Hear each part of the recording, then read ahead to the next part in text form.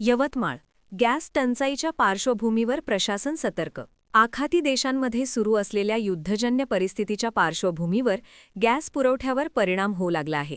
घरगुती gas cylinder धारकांना तुटवडा भासू नये यासाठी मागील 5 दिवसांपासून व्यावसायिकांना दिला जाणारा कमर्शियल गॅस पुरवठा तात्पुरता बंद करण्यात आला आहे।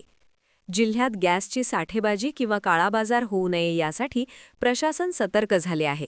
जिल्हाधिकारी विकास मीना यांनी जिल्हाभरात लक्ष ठेवण्यासाठी 16 विशेष पथकांची नियुक्ती केली असून गॅस वितरणावर काटेकोर देखरेख ठेवण्याचे आदेश दिले आहेत। तसेच या काळात कोणीही गॅस सिलेंडरची साठेबाजी करताना किंवा काळाबाजार करताना आढळल्यास संबंधितांवर कठोर कारवाई करण्यात येईल असा इशाराही जिल्हाधिकाऱ्यांनी दिला आहे। नागरिकांना कोणताही गैरप्रकार आढळल्यास प्रशासनाला तात्काळ कळवावे असे आवाहनही करण्यात आले आहे।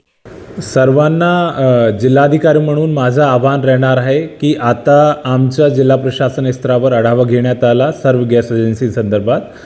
प्रत्येक ठिकाणी पुरेसा साठा उपलब्ध आहे, पण पुढच्या पिरियडमध्ये साठा कमी होणार नाही किंवा त्याची स्कार्सिटी होणार नाही, त्यासाठी आपण व्यावसायिक पुरवठा बंद केलेला आहे। घरगुती पुरवठा प्रत्येक ठिकाणी चालू राहणार आहे।